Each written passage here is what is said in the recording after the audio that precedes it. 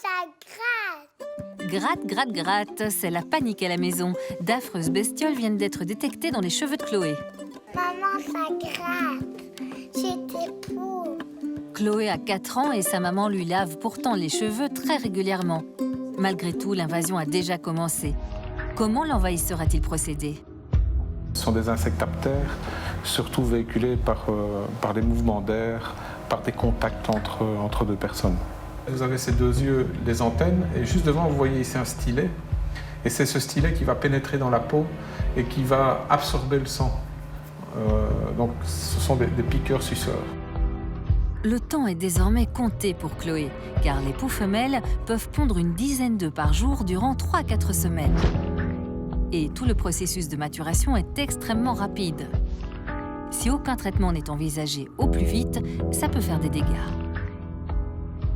Les poux ont été vecteurs dans le passé de maladies qui ont causé des mortalités importantes, le typhus notamment. La dernière grande épidémie a eu lieu pendant la guerre 14-18. On connaît régulièrement des résurgences de ce type de maladie, comme le typhus quand on est en période de guerre. En Yougoslavie, il y a eu de nouveau l'apparition de typhus qui était justement due à la présence de poux dans les populations. Pour Chloé, la guerre est déclarée. Direction la pharmacie pour aller chercher des munitions. Bonjour. Bonjour. Vous avez essayé avec un peigne à poux ou pas? Non, pas encore. Ok, alors je vais vous expliquer un petit peu ce qui existe. Cette guerre contre les poux est une affaire rentable. 4 armes développées par l'industrie se font concurrence. Les peignes à poux, les huiles essentielles, les insecticides et les produits déshydratants.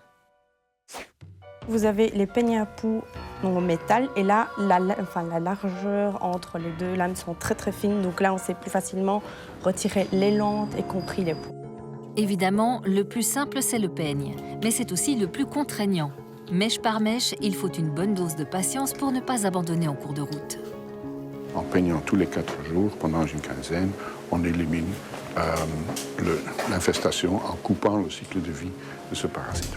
Autre méthode naturelle, les huiles essentielles, comme l'huile de coco ou l'huile d'anis. Ces huiles se sont multipliées ces dernières années dans les commerces. Elles auraient pour effet d'asphyxier les poux en bouchant leurs orifices de respiration. Mais le degré d'efficacité est très variable. La 3e solution a été mise au point dans les années 80. Les insecticides en spray ou en shampoing détruisent directement le système nerveux des poux. Mais là encore, cela ne marche pas à tous les coups. Les poux se sont adaptés par un mécanisme génétique et deviennent parfois résistants à ces produits. Il y a quelques années, la mère de Chloé a testé un shampoing à base d'insecticides sur sa fille aînée. Et le moins que l'on puisse dire, c'est que les effets secondaires étaient loin d'être négligeables. J'avais des longs cheveux et je refusais de les couper parce que j'avais des poux. Donc on a été à la pharmacie, on a demandé un shampoing. Et en fait, j'avais déjà des problèmes d'asthme. Et en fait, en appliquant le produit pendant quelques mois, mes problèmes ont fortement augmenté. Donc l'asthme a empiré et donc c'est devenu plus dangereux pour moi et ça n'a rien soigné du tout. Administré à forte dose, le malathion, l'un des composants de certains shampoings, peut se révéler dangereux. On a notamment parlé d'un jeune garçon résidant dans cette maison, décédé après s'être roulé dans un champ qui venait d'être pulvérisé avec cet insecticide. Le plus grave, c'est l'effet extrême sur le système musculaire. Quelques milligrammes suffisent pour déclencher de très sérieux symptômes et on peut en mourir. Désormais, l'usage du malathion est interdit dans les champs européens et il n'est pas présent dans tous les shampoings anti-poux. Quoi qu'il en soit, les laboratoires travaillent aussi sur une 4e technique, la déshydratation du poux.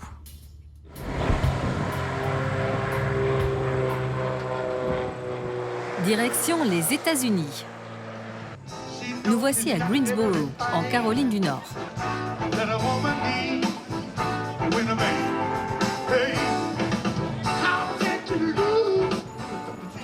C'est dans cette ville, fleuron de l'industrie textile du XVIIIe siècle, que s'est développé un laboratoire spécialisé dans les traitements contre les poux. Ici, on est dans une sorte de lieu sain pour les chercheurs.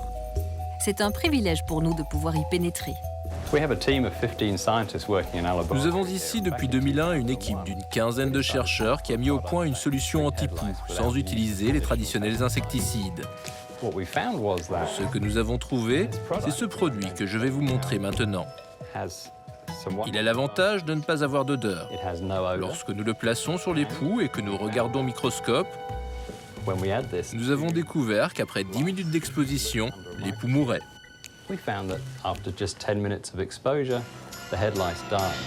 La solution trouvée tient dans cette petite pipette. C'est le myristate d'isopropyl, un produit couramment utilisé en cosmétique. Ceci est une grande maquette de poux.